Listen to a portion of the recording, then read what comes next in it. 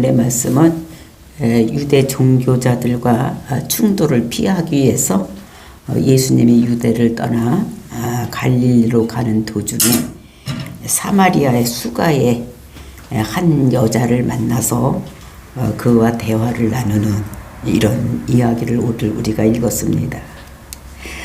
예수님 당시에는 사마리아를 부정하다고 생각해서 그것을 지나지도 않으려고 했는데 예수님께서는 그리로 지나야겠다고 생각을 하고 그리로 가서 거기서 한 여자를 만나서 그 여자와 이렇게 대화를 나누는, 그러니까 우리가 요한복음에는 11번의 대화를 가지고 우리들의 그 궁금한 문제 뭐 이런 것들을 다 이렇게 말씀해 주시는 이런 내용으로 기록되어 있다고 말씀했습니다. 또 요번이 두 번째, 첫 번째는 니고데모와의 대화 속에서 우리가 어떻게 거듭나야 되는가를 말씀해 주셨다면은, 또 이제 그 오늘은 수가성 여인을 통해서 또 그가 갈망하고 있는 그 복음이 무엇인지, 또 거듭나는 것이 무엇인지를 그 여자와 대화 속에서 모든 것을 이루어주고, 그 여자만 구원받는 것이 아니라 그 여자를 통해서 그 수가 동네의 많은 사람들이 구원을 받는 이런 모습을 볼 수가 있는 것입니다. 이 수가성 여인은 이제 한 과거를 가진 여인으로서 그 다른 사람들이 다 싫어하는데 예수님께서는 그에게 관심을 가지고 그러하여금 자기 죄를 알게 하시고 마침내 구원에 이르게 하는 이런 것들을 우리가 봅니다. 그러니까 니고데모와 지금 이 수가성 여인은 아주 정반대의 이런 사람인 것을 볼 수가 있습니다. 니고데모는 정통 바리새인, 그리고 산헤드린 공회의원으로서 많은 사람들로 존경을 받는 남자였습니다. 그런데 오늘 나타나고 있는 수가성 여인은 아주 비천한 여자로 다른 사람과 상종을 하지 않아서, 그러니까 한낮에 정오에 물을 길러올 정도로 다른 사람들과 잘 어울리지 못하는 이런 비천한 여자라는 것을, 그러니까 다른 사람보다 손가락질 받는 이런 여자, 이런데도 또 니고데모는 남자요, 또 이 여자는, 이 사람은 여자, 이제 이렇게 아주 정반대인 사람, 이런 사람을 하나님께서는 그런 사람에게도 관심을 갖는다는 거예요. 그러니까 유명한 사람들도 찾아오면 배반하지 아니하고 영생에 이르도록 하고, 또 비천한 사람, 이런 사람은 예수님께서 스스로 찾아가 주셔서 그 사람을 구원하는 이런 것들을 보면서 그 예수님께서는 이게 소외된 자들에게 관심이 많아서 찾아가신다는 것을 우리들에게 말씀으로 주시고 계시는 것입니다. 그러니까 복음은 하나님의 선물이에요. 그 선물이라는 것은 무엇을 주는 것이냐? 그러니까 성령을 우리에게 주시는, 그래서 성령을 통해서 우리가 그러니까 복음을 깨닫고 우리가 그것을 믿음으로 해서 구원받는 이런 것들. 그러니까 하나님 자신을 우리에게 주시는데, 그 하나님의 자신이 우리에게 올 때에 우리가 죄 때문에 그걸 받아들일 수 없기 때문에 반드시 중간에 그거를 전해주는 사람이 있어야 되는 거. 그분이 예수님이신데 우리 죄를 모두 사하시고 그분을 통해서 우리가 성령을 선물로 받을 수 있다는 것, 즉 복음을 받을 수 있다는 것을 우리들에게 말씀하고 있는 것입니다. 그래서 우리가 선물이 무엇인지를 알고, 그리고 이제 전달자가 있다고 할지라도 그냥 되는 것이 아니라 우리는 하나님께 기도하고, 그러니까 복음이 필요합니다. 정말로 성령님 오시옵소서 이렇게 기도를 해야지 되는 것이고, 그리고 이제 우리가 죄된 생각세는 못 오기 때문에 우리가 회개를 해야지만 우리가 성령을 받고, 그래서 복음을 받아들여서 예수는 그러더라고 우리가 입술로 증거할 수 있는 우리들이 되는 것을 우리가 깨닫고, 오늘도 저와 여러분이 회개하고 또 그렇게 기도해서 정말 성령과 능력을 기름 부어받고 많은 사람들에게 나가서 복음을 전하시는 저와 여러분이 되시기를 예수님의 이름으로 축원을 드립니다. 4장 1절 말씀 보시겠습니다. 예수께서 제자를 삼고 세례를 베푸시는 것이 요한보다 많다 하는 말을 바리새인들이 들은 줄을 주께서 아신지라. 그러니까 예수님께서 지금 제자를 삼고 또 세례를 베푸시는다는 소문이 바리새인들에게 들려간 것입니다. 그러니까 제자를 삼고 그다음에 그 세례를 베푸시는 것은 동일한 거예요. 예, 그래서 우리가 제자를 삼으면 뭐를 해야 되면 세례를 베풀어서 이렇게 확실한 하나님의 자녀인 것을 표시로 주는 이런 것들을 볼 수가 있는 것입니다. 근데 이렇게 세례 주고 제자를 삼은 것을 어떻게 했냐면 그것이 소문이 난 거예요. 그래서 그 유대인들, 그저 바리새인들에게까지도 그가 그 세례를 베푸고 제자 삼고 막 이렇게 한다는 것이, 그래서 많은 사람들이 그에게 몰려온다는 것이 그 소문이 바리새인들에게까지 들어간 것입니다. 그 바리새인들이란 건 누굽니까? 사내들의 공회원입니다. 즉 바리새인들은 사내들의 공회에는 사두개인과 그 바리새인들이 있는데, 그 사두개인들은 그냥 권력을, 정치적인 것을 가지고 이권을 취하는 자들이기 때문에 사람들로부터 존경을 받지를 못했습니다. 근데 바리새파들은 그러니까 하나님 말씀을 다 믿고 그대로 살려고 했던 사람들이기 때문에 사람들보다 존경을 받고 있었어. 그런데 그들이 이제 처음에는 그런 마음을 가지고 했는데 차차로 세속의 물들므로 인해서 이제 그때에 세례 요한이 나타나니까 사람들의 생각이, 사람들의 관심이 세례 요한한테로 많이 쏠렸었습니다. 그래서 이제 세례 요한이 저게 누군가, 그래서 네가 누구냐 막 이렇게 가서 물어봤던 사람들이 그 바리새인들이 가서 물어보라고 해서 가서 물어봤던 이런 것입니다. 그러니까 자기들이 존경을 받고 자기들이 관심을 이게 쏠림을 받아야 되는데도 불구하고 세례 요한이 그렇게 되니까 이제 그를 이렇게 경계의 대상으로 보고 있었는데, 또 이것보다 한 수 더 떠서 그 예수님께서 세례 요한보다 더 많은 제자들이 생기고 사람들이 많이 관심을 갖고 그들이 백성들이 많이 몰리고 이렇게 했으니까 이제 자기들이 이제는 어떻게 됩니까? 지금까지 관심이 갖고 있고 존경받던 것들이 다 누구한테로 쏠리고 있는가 하면 예수님께로 쏠리고 있는 것입니다. 그러니까 이 사람들이 봤을 때는 이제 그 세례 요한보다 더 위험하고 이런 자가 누구냐면은 이게 이제 예수님인 것을 이들이 알아요. 그러니까 그들이, 그러니까 요 주위 인물이요, 저를 이제 어떻게든지 없애버려야지만 자기들이 더 이렇게 존경을 받고 다른 사람으로부터 높임을 받고 이렇게 될 것이라 생각하고 저걸 어떻게 하면 죽여버릴까 뭐 이런 생각을 하고 있는 이런 것입니다. 그러니까 이것을 예수님께서 눈치를 채고 그자 유다를 떠나서 어디로 가냐면 갈릴리로 가려고 할 때 이렇게 했다는 것을 말씀하고 있는 것입니다. 왜냐하면 예수님께서는 뭐 죽는 것이 무서운 것이 아니에요. 왜냐하면 예수님께서는 죽으려고 이 땅에 오신 것이니까 죽어도 되지만 아직 우리가 요한복음에 보면은 때가 안 됐다 얘기를 하는 것입니다. 그러니까 그때가 되어서 죽을 때가 돼서 죽어야 되는 것이지 아무 때나 죽으면 안 되는 거예요. 그러니까 지금은 안 되는 때가 아니기 때문에 우리가 가나의 혼인잔치도 보면 내 때가 아니다 이렇게 얘기한 것 같이 아직 그 때가 되지 않았기 때문에 이제 예수님께서 피해서 어디로 가느냐, 갈릴리로 가시는 이런 모습을 볼 수가 있습니다. 근데 갈릴리로 갈 때에 어디를 지나서 가느냐, 우리가 이제 4절 같은 데 보면 사마리아를 통과해야 되겠다 이렇게 하는 것을 볼 수가 있는 것입니다. 그때의 2절입니다. 예수께서 친히 세례를 베푸신 것이 아니요 제자들이 베푼 것이다.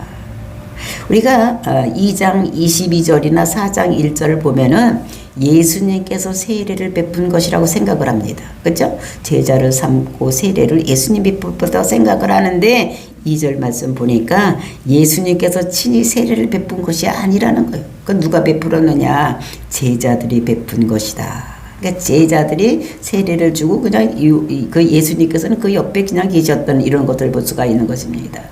그러니까 오늘날 우리가 세례는 누가 줍니까? 교회에서 목사들이 세례를 주는 거예요. 그러니까 세례는 목사의 고유 사역인 것 같이 지금 느껴지고 있는데 예수님은 그렇게 하지 않으셨다는 것입니다. 지금은 제자들이 그렇게 뭐 12제자를 다 부른 것도 아니고 또 그들에게 막 복음을 다 가르쳐 주고 막 이렇게 했던 그런 상황도 지금 아닌데 이때의 제자들이 세례를 베풀었다는 것을 여기서 말하고 있는 것입니다. 지금 많이 됐어야 몇 달, 뭐 이렇게 되는 것입니다. 물론 다음에 그 빌립이나 또 그 니고데모 또는 그 나다네일 뭐 이런 사람들, 그다음에 베드로 이런 사람, 요한 이런 사람들이 그렇게 오래되지를 않았으니까 많은 것을 가르치지 못한 이런 상태인데도 불구하고 또 그들을 사도라고 아직 칭함도 받지 않은 이런 상태에서 세례를 누가 줬느냐? 그 제자들이 줬다는 것입니다. 이것을 보면서 우리는 어떻게 세례를 베풀어야 된다는 것을 깨달을 수가 있는 거예요. 성경에서 말씀하시는 세례는 그러니까 자기가 제자를 삼았어. 그러니까 자기가 전도해서 그 사람을 제자로 삼았으면은 그 사람이 세례를 베풀어 줘야 되는 것이지 꼭 그 세례를 목사가 줘야 되는 목사의 고유 사역이 아니다라는 것을 우리가 여기서 알 수가 있는 것입니다. 그러니까 목회자의 고유 사역이 아니다. 응? 정말 이것을 보면 우리가 성경을 보면은 또 이렇게 꼭 뭐 사도가 또 목사가 이렇게 준 것이 아닌 것을 볼 수가 있는 것입니다. 그러니까 그 빌립이 이방인에 가서 전도를 했을 때도 어떻게 됩니까? 빌립이 집사였었어. 그 집사인데도 불구하고 자기가 전도해서 그 사람들에게 세례를 베푸는 것을 볼 수가 있고, 그 다음에 이디오피아 내시, 이제 그 사람들에게도 가서 빌립이 성령에 의해서 그곳으로 가서 이게 세례를 주는데도 그때도 빌립이 뭐냐면은 이거 집사였어. 이런 것들 보면서 그러니까 자기가 전도해서 가르쳐서 하면은 어떻게 되는가 하면은 세례를 베풀 수가 있는 것이다. 자기 제자로 삼을 수가 있는 것이라는 걸 볼 수가 있습니다. 우리가 예수님께서 지상명령으로 주신 그 마태복음 28장 18절부터 보면은 그러므로 너희가 가서 모든 민족의 제자를 삼아 아버지와 아들과 성령의 이름으로 세례를 베풀고 내가 너희에게 분부한 모든 것을 가르쳐 지키게 하라. 보라 볼지어다 내가 세상 끝날까지 너와 함께 있으리라. 이렇게 말씀을 하고 있는 것을 볼 수가 있습니다. 그러니까 지금은 마지막 때입니다. 그러니까 예수 그리스도를 통해서 천하 만민이 복받는 대로 돌아오는 이 시대이기 때문에 우리는 나가서 복음을 전하고 복음을 전해서 그 사람이 예수를 믿게 되면은 우리가 그 사람들을 복음에 대해서 가르쳐주고 그 사람이 예수를 그리스도라고 믿으면 그 사람에게 뭐라 해야 되면 세례를 베풀라고 지상명령에서 말씀하고 있는 것을 볼 수가 있는 것입니다. 이거 지상명령이라는 것은 하나님께서 예수님께서 사람들에게 명령한 지상명령, 이거는 땅에 있는 명령이야. 땅에 있는 명령이 아닙니다. 지상명령이라는 것은 그러니까 다할지에다가 윗상자 이런 것들 말을 해서 그러니까 명령 중에 최고의 명령이라는 거예요. 예수님께서 명령을 많이 하셨습니다. 너희들은 사람을 사랑하라. 내 이웃을 내 몸같이 사랑하라. 또는 항상 기뻐하라. 범사에 감사하라. 쉬지 말고 기도하라. 이런 것도 명령입니다. 이렇게 명령을 주셨지만 그 명령 외에 최고의 명령, 이것이 무엇인가 하면 가서 전하고 제자를 삼고 그들에게 세례를 주고 가르쳐 지키게 하게까지 하는 이런 명령을 하게 하는 것을, 그러니까 예수님께서 마지막으로 우리에게 유언같이 한 명령이 이것인 것입니다. 그러니까 지상명령, 명령 중에서 최고의 명령을 이렇게 하신 것. 이것을 우리가 알고, 그러니까 이 세례를 주는 것은 자기가 전도해서 예수는 그리스도라고 믿게 했으면 그 사람이 줘야 되는 거예요. 꼭 교회로 데려와서 목사한테 이게 세례를 베풀게 해달라고 하는 것이 아니라, 그것이 뭐 누구한테 할 수 있느냐, 집사든지 성도든지 누구든지 자기가 가서 전했으면 그 사람을 예수를 그리스도라고 믿게 가르쳤으면 어떻게 그거를 믿고 따라오는 자에게 세례를 베풀 수 있다는 것을 우리가 알아야지 되는 것입니다. 그래서 우리는 그러니까 성경대로 해야 되는 거예요. 그러니까 지금까지 지내온 이런 어떤 관습이나 습관이나 이런 거에 따라서 우리가 하는 것이 아니라 성경이 잣대가 돼야 되는 거예요. 그러니까 성경에서 그렇게 했으면 우리가 그렇게 따라가야지 되는 것이지, 옛날의 전통에 묶여서 성경도 아닌 것을 그렇게 지키면 안 되는 거, 이런 것들을. 그러니까 요 말을 2절 말씀을 여기다 이렇게 쓴 이유가 무엇이냐. 요거는 예수님이 세례를 베풀지 않은 것은 꼭 목사만이 또는 선교사만이 세례를 베풀 수 있는 것이 아니라는 것을. 그래서 말이 이어지려면 1절과 3절이 이어지면 말이 순조롭게 이어지는 것을 볼 수가 있어요. 1절 말씀 끝에 보니까 바리새인들이 들은 줄을 주께서 아신지라. 그 알았기 때문에 3절 말씀으로 유대를 떠나 다시 갈릴리로 가실세. 요래이지만 그러니까 이게 문맥이 잘 통하고 말이 잘 통하는데 그 주에다가 중간에다 가로로 써서 2절을 이렇게 놓은 것은 이것이 굉장히 중요하다는 것을 우리들에게 말씀으로 주시고 계시는 것입니다. 그래서 이제 예수님께서 유대를 떠나서 어디로 가느냐? 갈릴리로 가실세.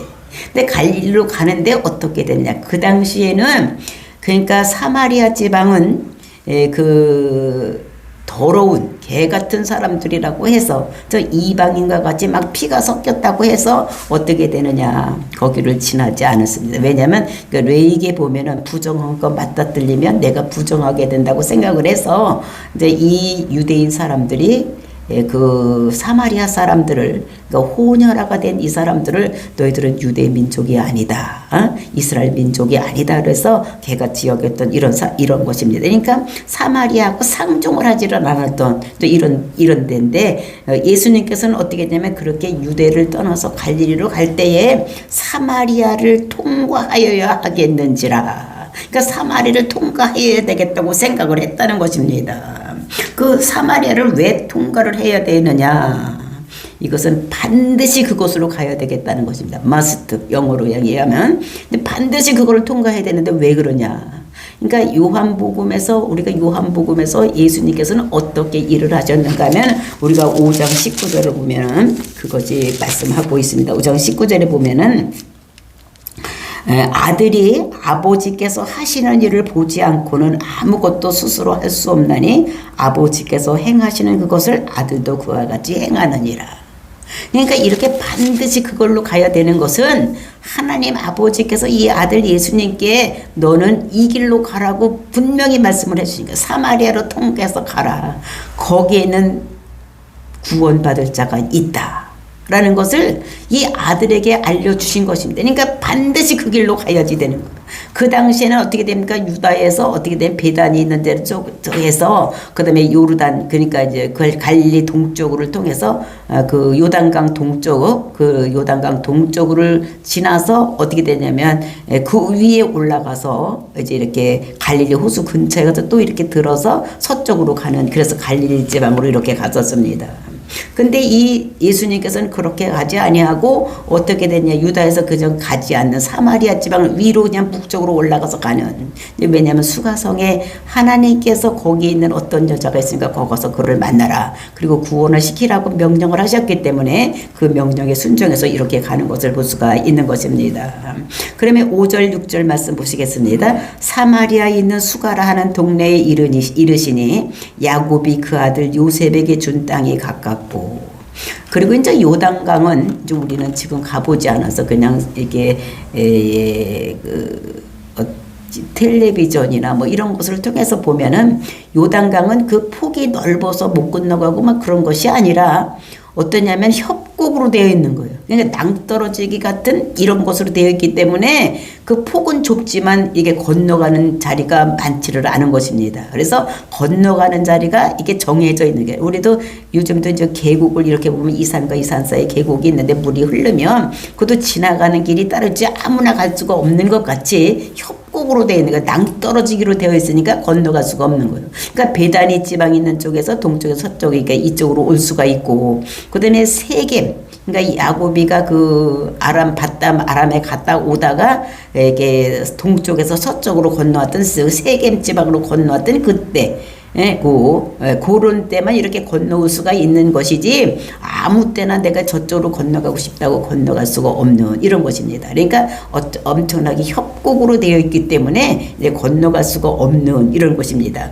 그래서 이제 사마리아를 통과해서 이제 이렇게 가는, 그러니까 윗지방으로 그냥 걸어서 가는 이런 예수님의 모습을 볼 수가 있는 것입니다.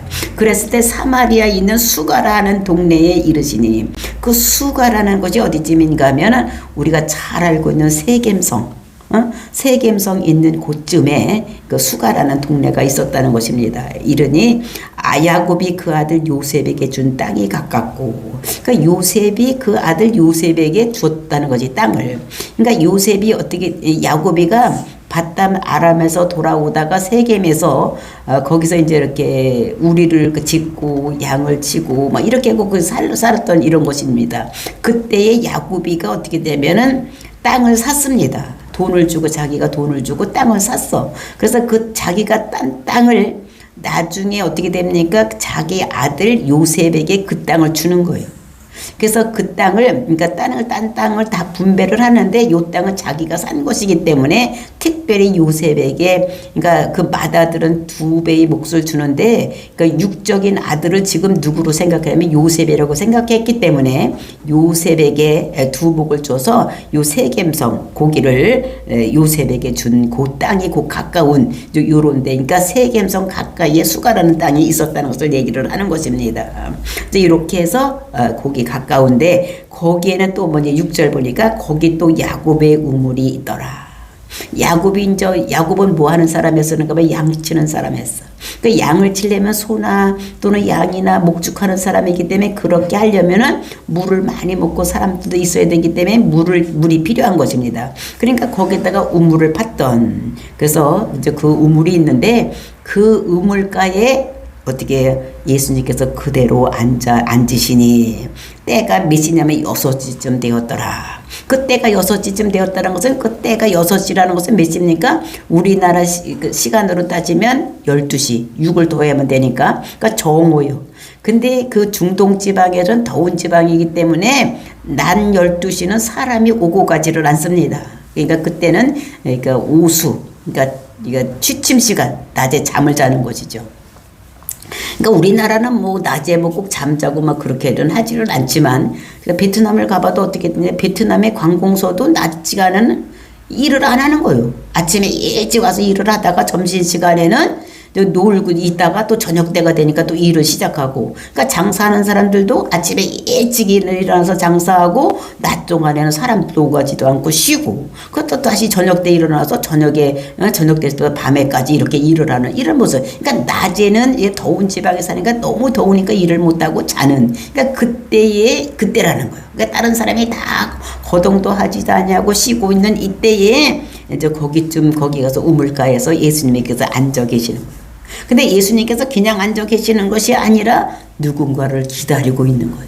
그래서 예수님께서는 어떻게 했냐면 자기가 찾아갈 자를 찾아가고 비천한 자를 찾아가고 복음이 전해질 자를 찾아가는 이런 모습을 여기서 볼 수가 있는 것입니다. 그러니까 우리 기독교는 하나님께서 우리를 찾아오시는 것이지, 내가 하나님을 찾아가는 것. 다른 데는, 다른 종교에서는 자기가 자기들 신들을 찾아가는 거예요. 그런데 우리 기독교는 하나님께서 우리를 찾아오셔서 우리를 만나주시고 우리를 구원하시는 이런 하나님이라는 것을, 그 예수님을 통해서 여기 수가성 여자를 기다리고 앉아있는 이런 모습을 여기서 우리가 볼 수가 있는 것입니다. 그러니까 우리 기독교는 다른 종교와 틀리게 하나님께서 우리를 먼저 나를 알고 나를 구원하기 위해서 찾아오시는 그런 종교, 그리고 하나님께서는 우리의 모든 것을 가르쳐 주시는 이런 계시의 종교라는 것을, 그러니까 다른 어느 종교에서 이것은 찾아볼 수가 없는 이런 것이 우리 특별히 기독교에만 있다는 것을 우리가 알고, 하나님께서는 나의 나됨을 다 아시고 또 나가 구원되자 창세전에 미리 예정된 자인 줄 아시고 불러주시고, 그 다음에 성화의 과정을 거쳐서 우리를 영화의 과정으로 올려가게 하시는 분이 하나님이라는 것을 우리에게 말씀하고 있는 것입니다. 그래서 하나님께서는 내가 먼저 하나님을 믿고 예수를 믿고 막 찾아온 것 같지만, 사실은 하나님께서 우리에게 먼저 찾아오셔서 나에게 다가오셔서 나를 하나님께서 불러주신 거예요. 창세전에 예정하시고 알고 나를 불러서 예수를 그리스도라고 믿고 천국 백성으로 우리를 이끌어 가시는 그 하나님, 오늘도 저와 여러분이 그분을 믿고 그분을 찬양하고, 또 아직도 택한 백성들이 여기에 오지 못한 사람들에게 복음을 전해서 하나님의 뜻을 이루는데 저와 여러분이 큰 일을 할 수 있는 전도의 사명을 가지고 많은 사람들에게 복음을 전하는 저와 여러분이 되시기를 예수님의 이름으로 축원을 드립니다. 정말로 이렇게 보면서 하나님께서는 먼저 찾아오시고 그분에게 딱 맞는 한 사람 한 사람에게 맞춤식 은혜를 내려 주셔서 정말로 구원을 받게 하는 이런 놀라운 하나님이라는 것을 오늘도 다시 한번 깨닫고 그를 찬송하고 찬미하고 또 그에게 영광 돌리시는 오늘 하루가 되기를. 그래서 오늘 만나는 자들에게 어떻게 복음을 전할까 여쭤보고 나가서 복음을 전하는 저와 여러분 되시기를 예수님의 이름으로 축원을 드립니다. 다 같이 기도